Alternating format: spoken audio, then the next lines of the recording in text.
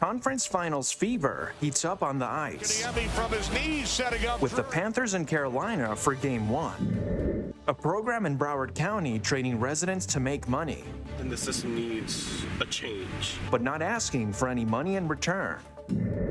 And amateur beach detectives on social media find the case they can really sink their teeth into. Yeah, come get them. These stories and more coming up on Newsbreak. Hello, South Florida. I'm Samantha Gutierrez. I'm Halwa Ezel. Today is Friday, May 19th, 2023.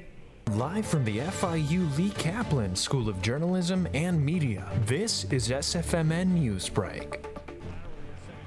A quadruple overtime thriller. Game 1 of the Eastern Conference Finals didn't end until about 7 hours ago. The Florida Panthers sleeping in today after playing until 2 a.m. against the Carolina Hurricanes in Game 1 of their Eastern Conference Final Series. But it was all worth it because the Cats were able to take the first game after the fourth overtime period, making it the 6th longest hockey game in history. For anyone that couldn't stay up to watch the game, here's how it ended. Brent Burns with 15. Bennett keeps the puck alive. Kachuk with a shot. He scores! Matthew Kachuk with 12 and 7/10 seconds remaining in overtime number 4. We thought it was all over in the first overtime period when the Panthers' Ryan Lomberg scored a goal, but it was overturned for goalie interference. After 3 more hours, Matthew Kachuk was able to seal the Cats' victory with the game winner. The final score was Panthers 3, Hurricanes 2. Game 2 of the series will continue in North Carolina tomorrow at 8 p.m. New questions this morning in the Broward College community wants answers as a multi-million-dollar program might not be working as thought. The network's Jared Parker takes a closer look. In 2018, Broward College started Broward Up with the mission of bringing higher education to disadvantaged neighborhoods.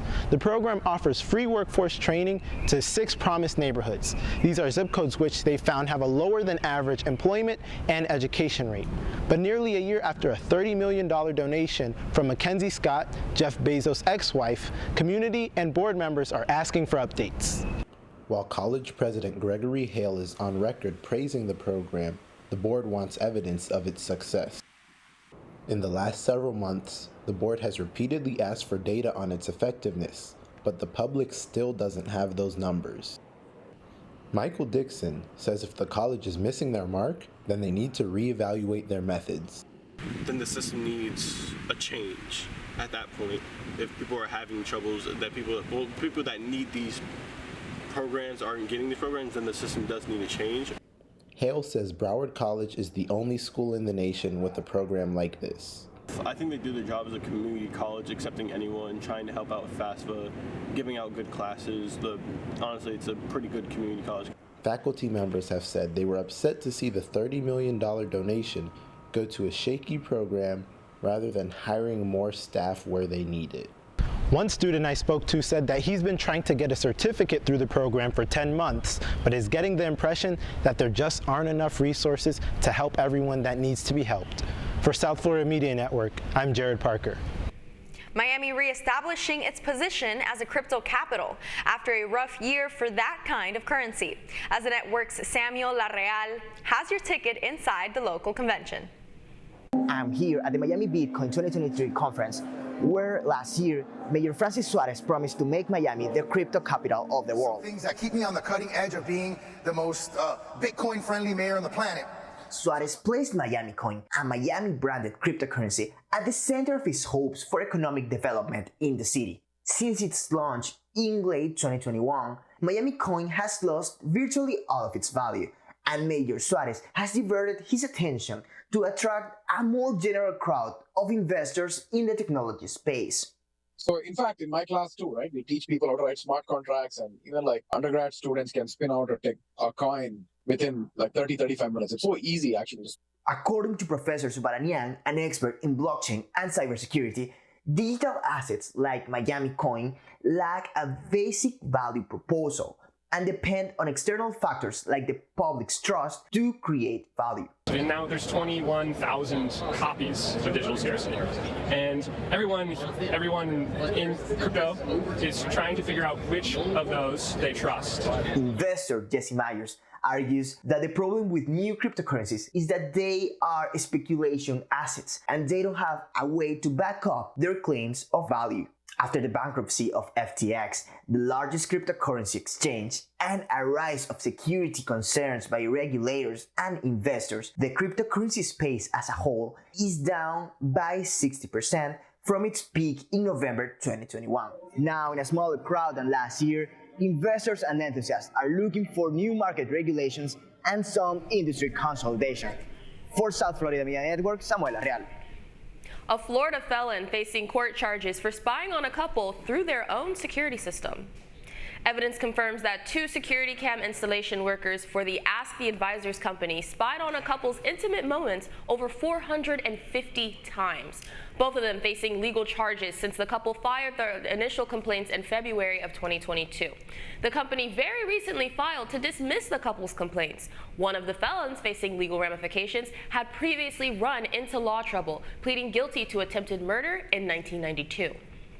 Disney cancels plans on building another campus in Florida. The entertainment company has decided not to build another campus in Florida due to changing business conditions. The development, if completed, would have brought about 2,000 jobs to the company. Disney has currently been feuding with Governor Ron DeSantis while experiencing financial challenges. Hollywood's glam girl Megan Fox is shining light on a little-known mental health condition. A health expert explains how many who suffer from body dysmorphia may not even know it. As the network Shamir 2's reports, there are red flags to look out for, and you can identify if your loved ones are facing this condition.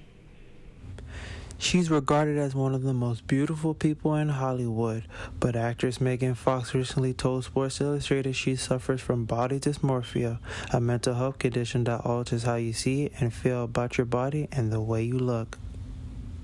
It impacts about 1 in 50 individuals, so it's fairly common, even though it may not be a term that is well known. With the isolation during the height of the pandemic and the popularity of social media, psychologist Susan Albers with Cleveland Clinic said there has been an explosion of this type of condition. You may find yourself spending excessive amount of time grooming or checking yourself in the mirror. You may spend hundreds and thousands of dollars in cosmetic procedures, trying to fix your appearance. You may also avoid important events because you're afraid of the anxiety that it may bring up around your appearance. Albert said these are all red flags on which to be aware, but it may not be easy for a person to spot this disorder in themselves. It's a little bit like looking in a funhouse mirror. Your perception of yourself is skewed or wavered in a way that other people's do not perceive. If you recognize a problem in yourself or a loved one, help is available. It is often treated with a combination of therapy, medication, and the goal is to become aware of these thoughts and challenge them, as well as build self-acceptance. With Chaplain News, I'm Shamir 2. Today, lawmakers and everyday Americans are sizing up to the ways to handle artificial intelligence before it's too late, after the Senate held its first hearing on the future of AI. The network's Jan Preisel has more. The future is rolling in fast, and Congress is playing catch-up. Too often, we have seen what happens when technology outpaces regulation. By beginning a Senate hearing Tuesday with an AI-generated voice, speaking as a senator, while speculating how to control it. You might have thought that voice was mine and the words from me, but in fact, that voice was not mine. The remarks were written by ChatGPT. ChatGPT, the AI bot taking the world by storm and showing just how powerful AI technology can be, and the man behind it. My name is Sam Altman. The CEO of the company behind ChatGPT, testifying his potential before Congress for the first time. I think if this technology goes wrong, it can go quite wrong, and we want to be vocal about that. We want to work with the government to prevent that from happening. But while Congress thundered for answers on topics from national security to image and likeness rights, What kind of an innovation is it going to be? Is it going to be like the printing press, or is it going to be more like the atom bomb? there's more to AI that must be considered. Need to be a little bit careful with such statements. But that's not all that AI is. There are many applications of AI in many different aspects of our lives. Dr. Agarita Palizu, assistant professor of computer science and a machine learning ethics researcher at Florida International University. The problem is that the people that developed that something did not properly educate the public, and one of the first regulations that could be there is to educate the public about how the model should be used and the risks that might be associated with their use. Jan Preisler, South Florida Media Network. Amid an apparent uptick in bear sightings, officials in parts of Florida are reminding residents to never feed the animals and always give them plenty of space. As the network's Brian Lopez reports, there have been several bear sightings recently in the Tampa area, including one on Monday. Florida officials are advising residents not to feed the animals after a black bear was spotted roaming around Tampa. As of late, there have been more bear sightings in the Tampa area, including one this past week. Couldn't believe my eyes. I thought I was hallucinating or something, but it was really a bear. Resident Sue Cornell was sitting on her front porch when she spotted the bear. I know we live in Florida and we're not supposed to be scared of gators and stuff, and technically I think I should be more scared of the gators than the bear, but I'm just a little freaked out about the bear. Florida officials believe this is the same bear Cynthia Bencomo's cameras caught roaming through her yard Monday morning. Everyone's very shocked just to see a bear in Carrollwood, nonetheless, especially in a subdivision like this where there's just houses about houses. We're not even in a very rural area. The bear was spotted once more, but this time hours earlier at another home near Lutz. Cameras captured the bear near bird feeders and trash. Experts say bear presence in the area is not uncommon. They're getting hungry. This is the time of the year for animals to find mates. The FWC has no current plans to trap the bear and hope it finds a new home. I'm Brian Lopez, Kaplan News. The Marlins going for a series sweep. That's still ahead, and so is this story. I'm like, oh my gosh, what is that? And he goes, their teeth. And I'm like, absolutely. A denture discovery out of Florida Beach sets off a search to find whoever lost them. Newsbreak will be back in 2 minutes.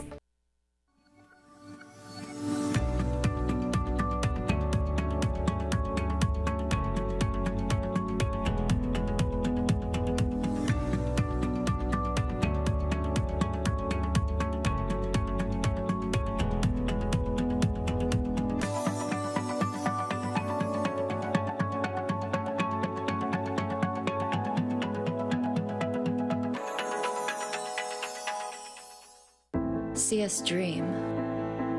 See us remember. See us protest. You matter. Your feelings matter. Your identity matters. Everything about who you are matters. See us fight back. See us rebuild. See us shatter stereotypes. See us inspire. See us united. See us now. There are 16 million children struggling with hunger in America. That's 1 in 5 daughters, sons, neighbors, and classmates who don't know where their next meal is coming from. Yet billions of pounds of good food go to waste every year. It's time we do something about it. Feeding America is a nationwide network of food banks that helps provide meals to millions of kids and families in need. Visit feedingamerica.org to help them feed even more. Together, we can solve hunger. Together, we're feeding America.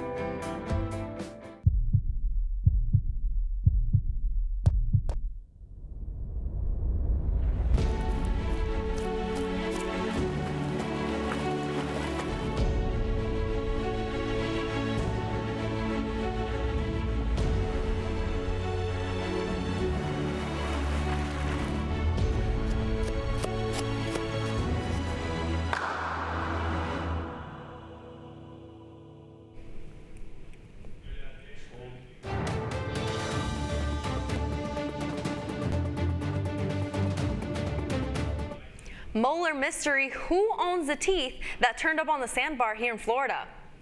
A bite of the beach, swimmers in Englewood finding an interesting treasure in the sand. Jamie Murphy was diving with her friends near a sandbar when one of them found a pair of dentures during their trip. The last name Galicki is the only hint they have at returning the bite back to the owner. Murphy posted pictures of the dentures on Facebook looking to return them, but it was an unusual surprise when they received them.